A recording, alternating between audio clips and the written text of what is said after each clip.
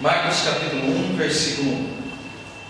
No princípio do Evangelho de Jesus Cristo, o Filho de Deus.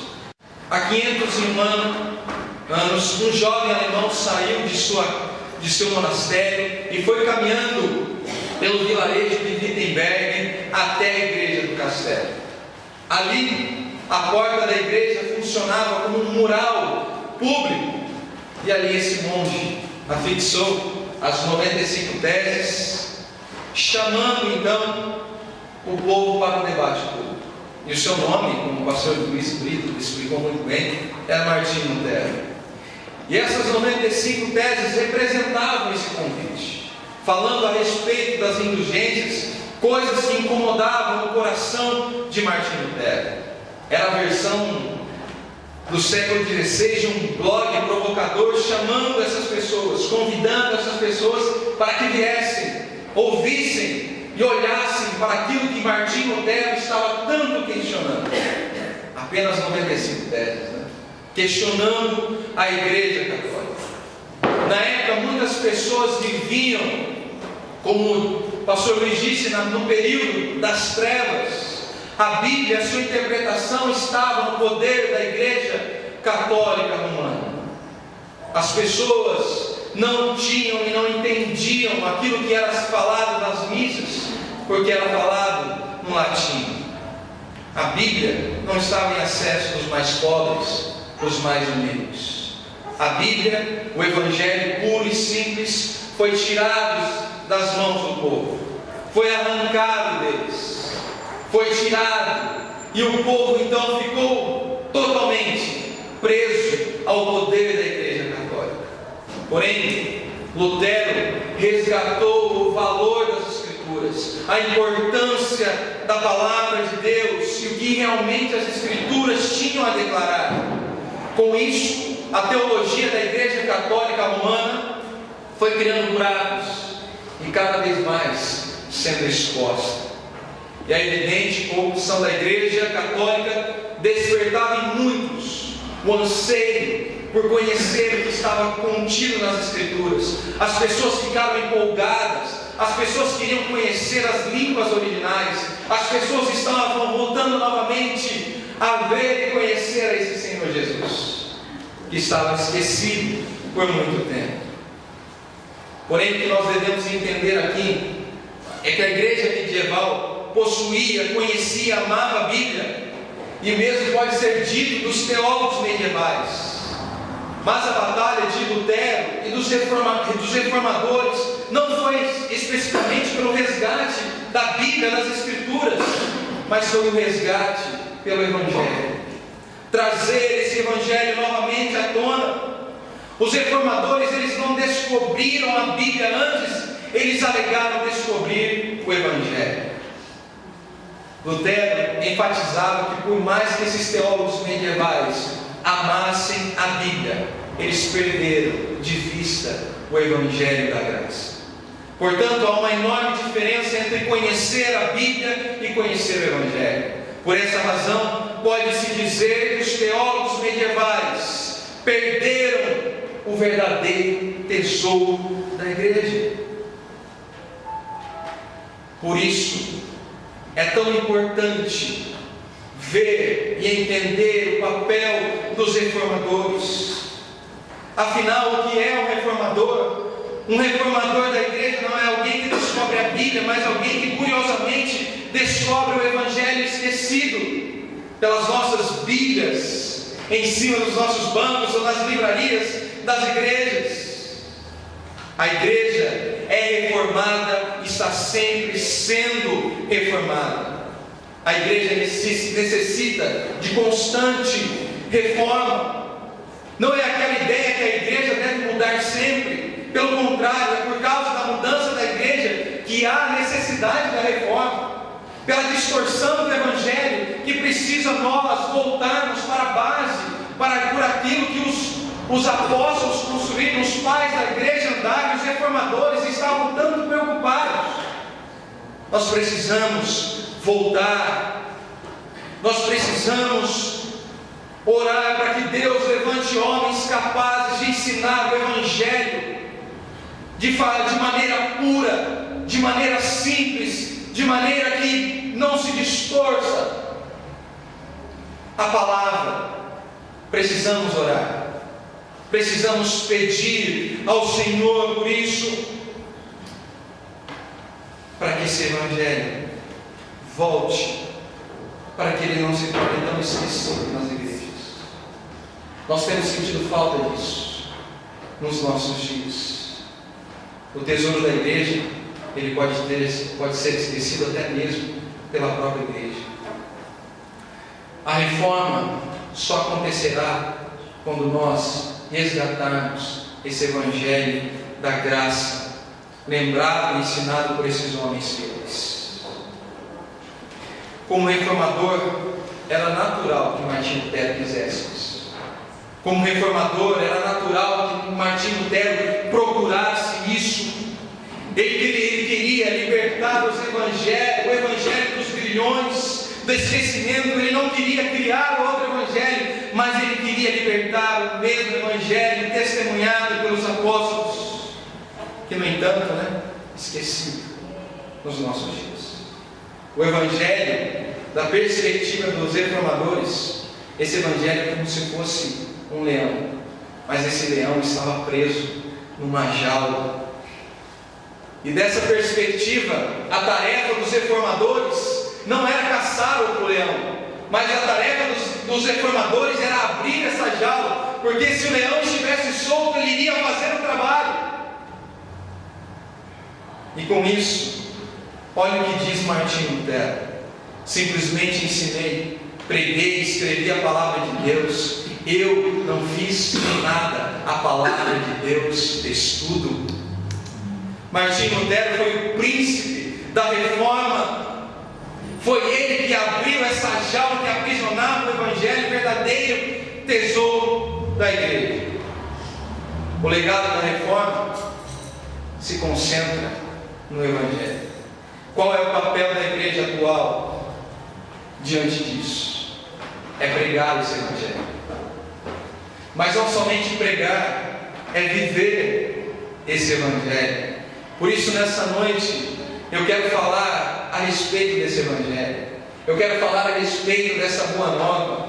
Quero falar a respeito disso que Marcos está falando aqui. Princípio.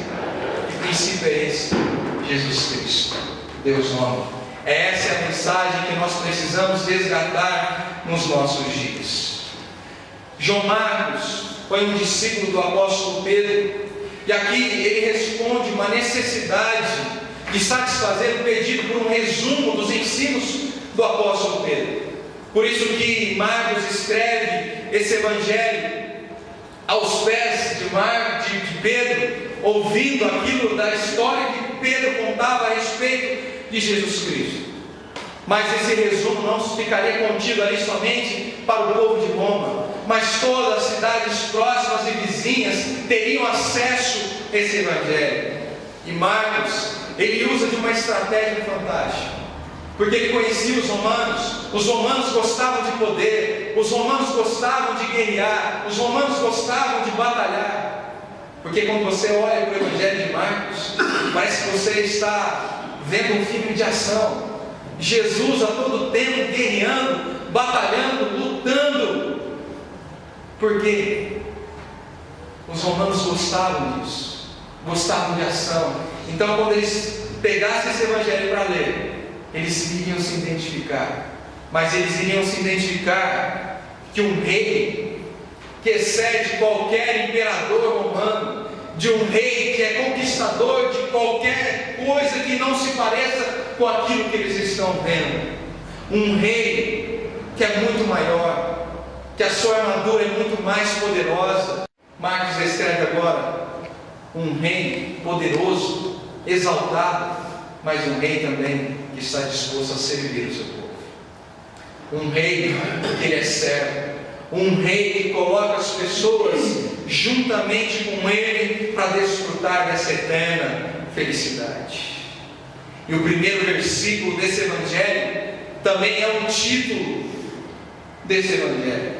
Princípio quer dizer, Marcos estava dizendo, estou falando com vocês, esse livro vai tratar a respeito disso.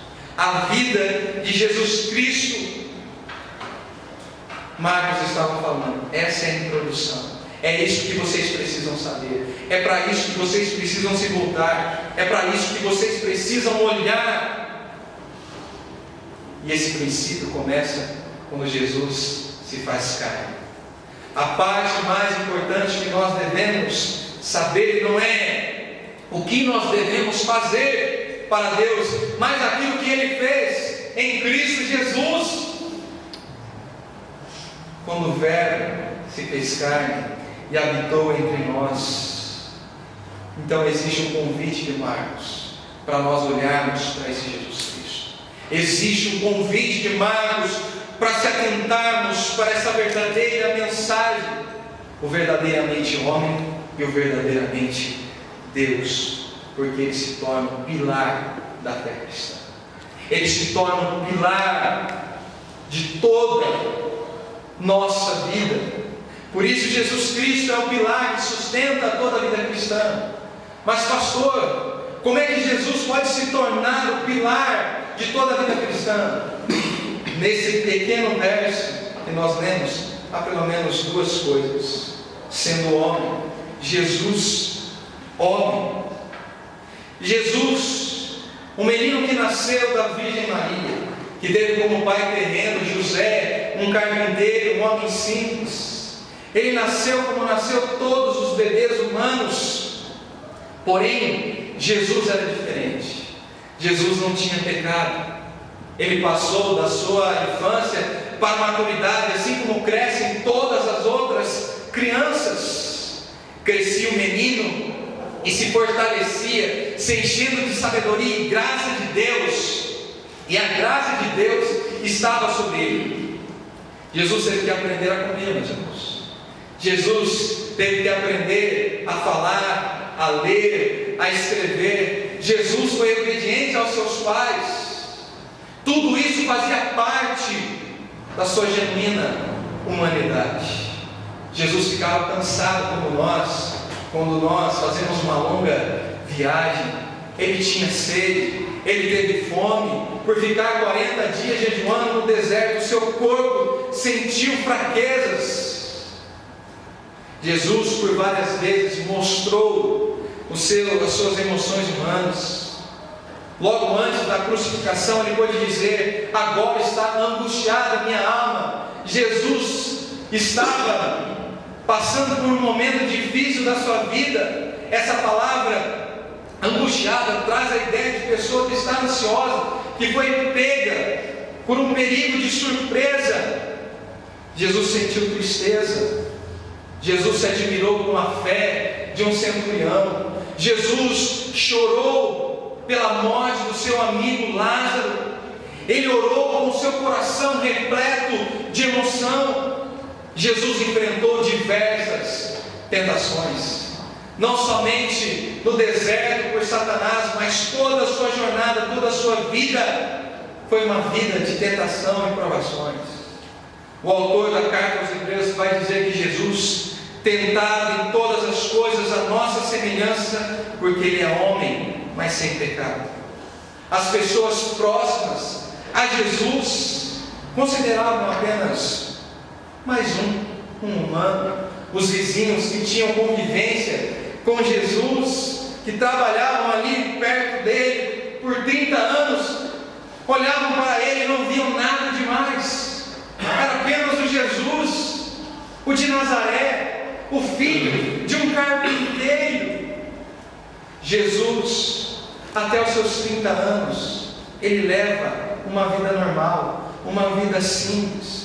As pessoas jamais olhariam para ele e falariam: não, esse é o Filho de Deus, o Deus encarnado, o Emanuel, o Deus conosco. Jamais. Por isso eles ficavam surpresos quando Jesus ensinava na sinagoga, dizendo: que homem é esse que ensina com tamanha sabedoria, que ensina como os mestres, mais do que os mestres da lei? Que homem é esse? Jesus era realmente humano, mas diferente de nós. Ele era um homem perfeito, sem pecado, o santo, justo, aquele que vier obedecer perfeitamente a Deus em nosso lugar, e deveria fazê-lo como homem. Tem algo lindo no começo do Evangelho de Marcos, que às vezes nós não nos atentamos. Nós olhamos para isso, o princípio do Evangelho de Jesus Cristo, o Filho de Deus, mas simplesmente fazemos a leitura e passamos rapidamente. Mas porque Marcos queria colocar primeiramente Jesus na frente? Porque ele não coloca Cristo Jesus, mas ele coloca Jesus Cristo. Será que Marcos não tinha a intenção de chamar os seus leitores para a vida humana de Jesus Cristo? Será que ele não tinha essa intenção? E aí fica uma pergunta para nós: por que será que Jesus precisaria vir plenamente humano? No Novo Testamento nós vamos encontrar inúmeros motivos porque Jesus devia ser plenamente humano, mas eu quero destacar apenas duas. Primeira delas, Jesus precisava ser plenamente humano para ser o nosso exemplo, porque nós precisamos de um exemplo a ser seguido, e Jesus se torna um exemplo para nós. João nos diz: aquele que diz que permanece nele, esse deve também andar assim como ele andou. Paulo também vai nos dizer que nós estamos sendo transformados à sua própria imagem, a imagem de Cristo, avançando assim para o alvo ao qual Deus nos salvou. Qual é o propósito de Deus a nos salvar? Para sermos conforme a imagem do seu Filho. Pedro também nos diz que, especialmente no sofrimento, nós devemos considerar o exemplo de Jesus Cristo. Nós devemos olhar para Cristo também no sofrimento, pois que também Cristo sofreu em vosso lugar, deixando-vos exemplo para seguir, diz os seus passos. Na nossa vida cristã, nós devemos correr a carreira colocada diante de nós, olhando para o nosso autor, olhando para o nosso consumador da nossa fé, que é Jesus Cristo. Mas às vezes eu me pergunto: será que nós entendemos o que é vida cristã? Como é essa vida cristã? Porque muitas vezes parece que nós não entendemos. Porque parece que a nossa caminhada cristã não deve ser feita de lutas, não deve ser feita de provações, não deve ser feita de dificuldades. Parece que nós queremos viver como cristãos numa colônia de férias.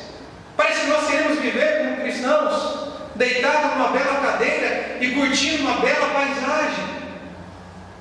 Parece que nós vemos a vida cristã dessa forma. Porque vem a primeira luta, a primeira dificuldade, nós já desacreditamos, já desanimamos, já não mais acreditamos no poder de Deus, naquilo que Cristo pode fazer, nós já desconfiamos de Cristo.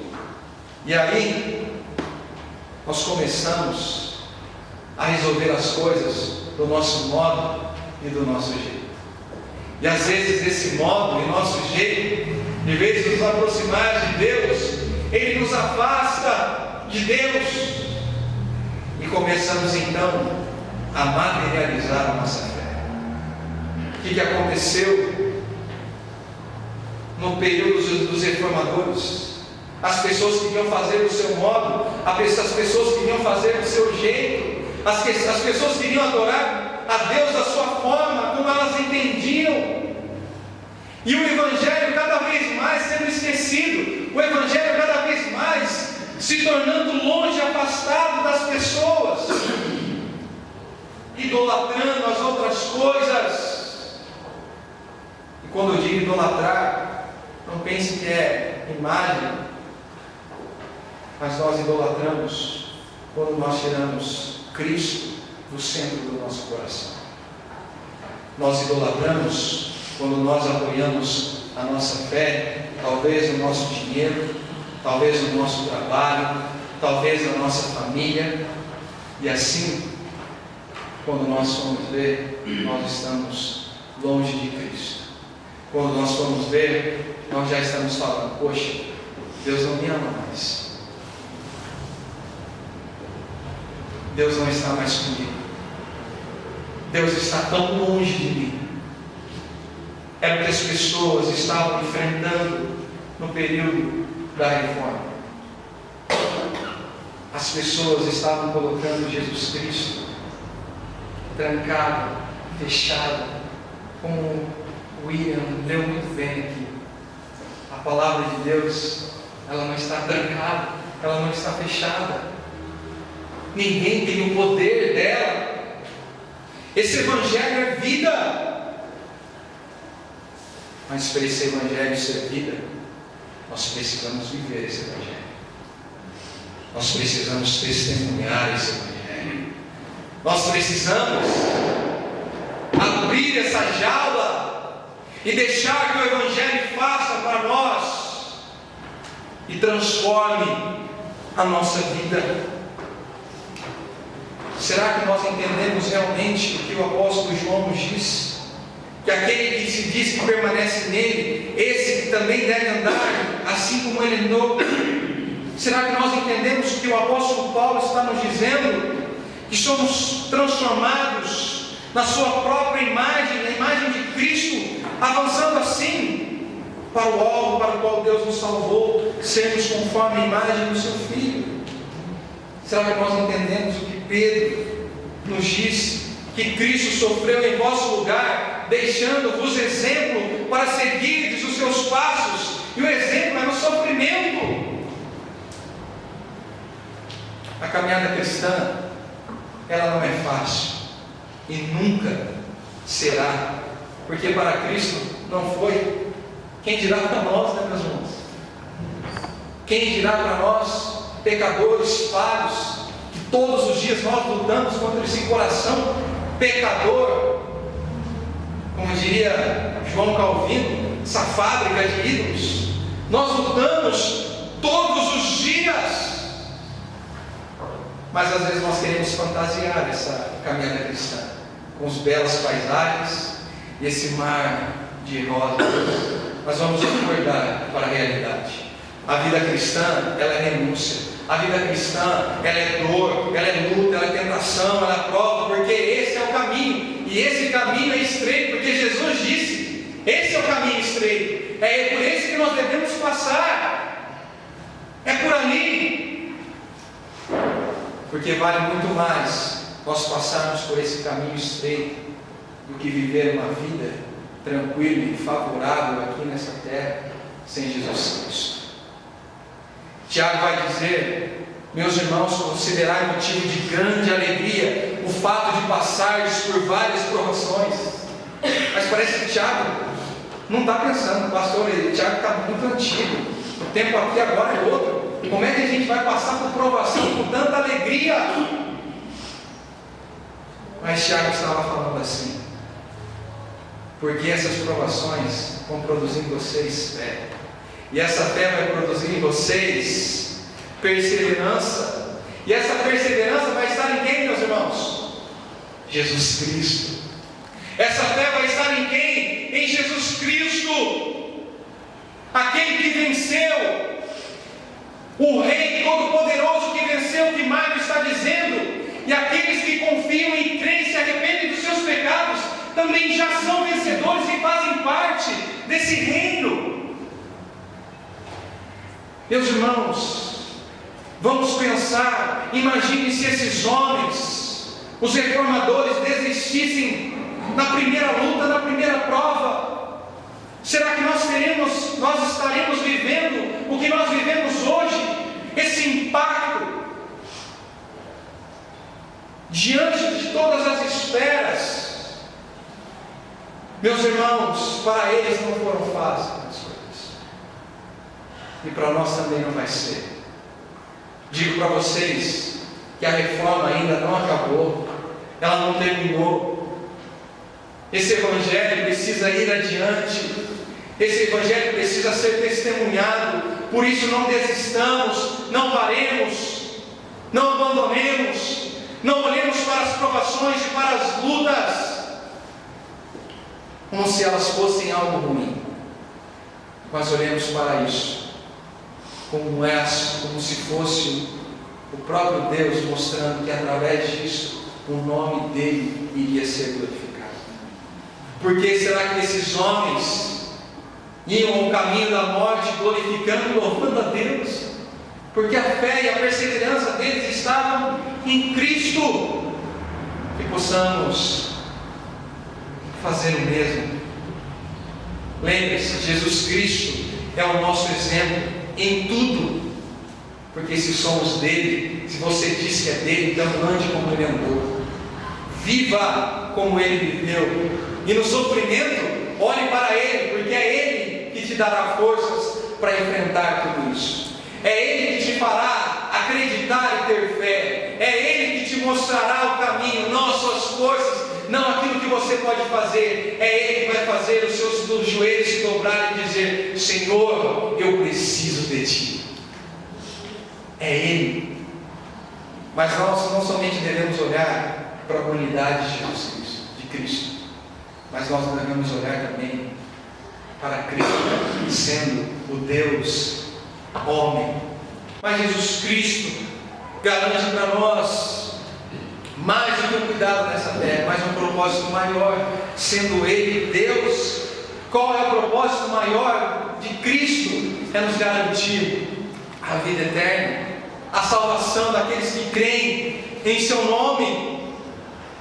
Nós conhecemos melhor como Jesus Cristo, mas Jesus Cristo não era o seu nome. O seu nome era Jesus. Cristo era um título, porque Cristo quer dizer Messias, o ungido, aquele que foi preparado por Deus muitos e muitos anos, que agora está entre os homens, o Salvador prometido por Deus. Jesus Cristo foi plenamente Deus e plenamente homem em uma só pessoa, e assim o será para sempre. Cristo nos garante muito mais do que coisas terrenas e passageiras, porque esse não é o seu foco, mas o seu foco é nos preparar para a vida eterna. Para isso, Cristo se tornou o único mediador entre Deus e os homens. Por quê? Porque estávamos alienados de Deus por causa do nosso pecado. Necessitávamos de alguém que se colocasse entre Deus e nos levasse de volta a Ele. Precisávamos de um mediador, precisávamos de alguém que pudesse representar Deus para nós, e havia somente uma pessoa que preenchia esse requisito. Paulo, escrevendo a Timóteo, vai dizer: porquanto há um só Deus, um só mediador entre Deus e os homens, Cristo Jesus, homem. Então, para cumprir essa função, Jesus tinha que ser plenamente homem e plenamente Deus, para ser o nosso sacrifício substitutivo. Se Jesus não tivesse sido um homem, não poderia ter morrido em nosso lugar e pago a penalidade que nos cabia. Cristo morre em nosso lugar, sendo o Cordeiro perfeito para o sacrifício. Ele suportou a cruz no físico, ele suportou a morte, a dor de carregar peso dos pecados de toda a humanidade, estava em seus ombros naquela cruz. Cristo suportou também o abandono. Cristo tomou o cálice da ira de Deus. Para quê? Para pagar a pena da morte que merecemos por nossos pecados. Cristo morreu por nós. Ele se manifestou de uma vez por todas para aniquilar pelo sacrifício de si mesmo o pecado. Por meio do seu sacrifício, sua morte, houve salvação para todos aqueles que creem no seu nome. A nossa esperança é Cristo, o nosso viver é Cristo. Tudo que precisamos para nós E sabe como nós recebemos isso? Por graça. Não é isso que Martinho Lutero estava lutando tanto. Você não pode comprar isso. Você não pode fazer isso. Você não consegue alcançar isso, porque você não é capaz disso. Nada que você fizer vai chamar a atenção de Deus. Você não pode fazer isso, porque uma única pessoa já fez: Cristo Jesus. Ele pega isso a você por graça, por amor, e esse amor nos constrange. Esse amor nos faz acreditar mais e mais nesse Deus. E algo que também nos chama a atenção não é somente a sua morte, mas a sua ressurreição, que nos assegura uma nova vida, porque quando Cristo aparece de forma ressurreta, Ele aparece com um corpo glorificado, um corpo diferente, uma vida completamente diferente. E nós recebemos isso, mas nós estamos ainda presos aqui, desculpe a palavra, nessa carcaça. Nós estamos presos ainda, lutando contra algumas coisas, como a fraqueza, a doença, a morte, mas em nosso espírito nós já fomos vivificados, em nosso coração nós já fomos transformados. Agora nós não estamos mais em Adão, mas agora nós estamos em Jesus Cristo, a boa notícia.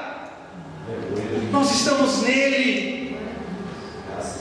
Cristo venceu a morte, morte essa tão temida por todos. Jesus estava dizendo que agora a morte não tinha mais poder, porque agora a morte, o poder da morte estava sobre as mãos de Jesus Cristo. Agora, morte, você não tem mais o seu poder, porque antes um homem estava perdido eternamente, mas agora Jesus apareceu, a boa notícia para todos, dizendo: agora o homem pode viver eternamente. Cristo, ao ressuscitar e subir aos céus, o apóstolo Paulo vai dizer que Deus o exaltou grandemente, mostrando que agora Deus está à destra de Deus, governando com todo o seu poder, com toda a sua majestade, sobre tudo e sobre todos. A nossa vida, o nosso país, todas as coisas não estão sujeitas ao acaso, mas estão na mão desse Deus Todo-Poderoso, que sabe de todas as coisas. Nós servimos a um Deus soberano. Louve esse Deus. Acredite nesse Deus. Acredite nesse Emmanuel, Deus conosco. E por fim, o subir de Cristo tem algo muito importante para nós, porque quando Ele sobe aos céus, Ele faz de maneira lenta, que os discípulos podem ver e acompanhar, porque Jesus não vai com um estralar de dedos, e os discípulos olham para um lado para o outro: cadê Jesus agora? Não, os discípulos contemplam Jesus subindo e vendo, dizendo: vem que Jesus foi para algum lugar. E Jesus disse: eu vou, mas eu vou voltar, porque eu vou preparar a morada, e aonde eu estiver, vocês estarão também. Essa é a nossa esperança, esse é o nosso maior conquista. É isso que nós devemos almejar: um novo céu e uma nova terra. É nisso que eu vejo que os reformadores tanto se inspiravam. Por mais que as coisas ao seu redor poderiam parar, por mais que eles viessem a morrer, mas eles entendiam que algo melhor estava nos esperando. Eles entendiam que Deus estava no poder, que por mais que eles morressem, Deus sempre estaria levantando novas e novas pessoas. É por isso que vocês estão aqui nessa noite. É por isso que Cristo salvou a vida de vocês. não é simplesmente para vocês virem no domingo à noite assistirem ao culto. Não, Cristo salvou a vida de vocês para vocês levarem esse evangelho adiante, para pregarem a palavra de Deus fora desses portões, para falar de Cristo, dessa boa notícia para a sua família, para os seus amigos, no seu trabalho, para mostrar para a humanidade que ainda existe o inferno, e o inferno ele é real. É por isso que Cristo salvou vocês. Vocês têm um propósito: levar adiante essa reforma que começou há 501 anos atrás. Levar essa mensagem, esse evangelho, tirar ele do poder, da ignorância, da distorção de algumas pessoas e mostrar Jesus Cristo, verdadeiro evangelho. Concluo essa mensagem com um acontecimento de Martinho Lutero. Martinho Lutero, quando foi questionado, e o justo viverá pela fé, um texto tão simples, ele explicou da seguinte forma: o homem vive pela fé e é justificado por ela, não aquilo que ele faz por si mesmo, seja na adoração das relíquias, nos cantos das missas, nas peregrinações a Roma, na compra pelo perdão de pecados, mas pela fé daquilo que Deus já fez por ele, através do seu Filho Jesus Cristo. Mas aí Martinho Lutero foi questionado mais uma vez, dizendo: Martinho Lutero, se você deixar o cristão viver pela fé somente, se você não colocar algo para que elas possam se apoiar, usar como muletas da sua fé, o que você vai colocar no lugar, Martinho Lutero? Martinho Lutero disse assim: Cristo, ele responde, Cristo, o homem só precisa de Jesus Cristo. Ele não precisa de mais nada. Ele só precisa de Jesus Cristo. Cristo é tudo em todos. Cristo é o centro das Escrituras. Ele é o centro da profecia. Ele é o centro da liturgia. Ele é a mensagem do Evangelho. Ele é o centro da nossa devoção. Ele é o centro da nossa fé.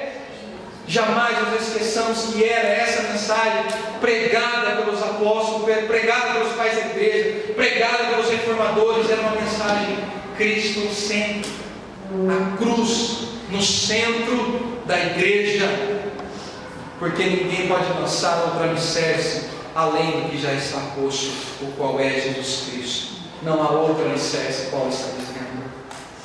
E que possamos olhar para a vida de Jesus Cristo, que possamos ainda ser impactados por um texto tão simples como Martinho Lutero foi, que o justo vive pela fé. E pela fé em quem? Jesus Cristo.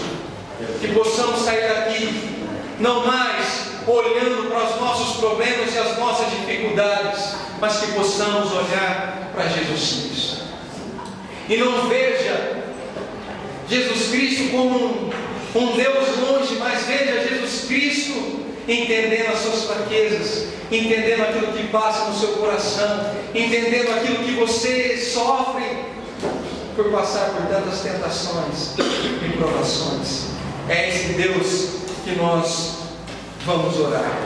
Por isso persiste, caminhe acima de tudo, enquanto Cristo não voltar, e até a sua morte, que você possa perseverar nessa mensagem, assim como perseveraram todos esses homens que fizeram história. Que possamos levar esse legado adiante, que não deixemos esse evangelho ser esquecido nas nossas igrejas.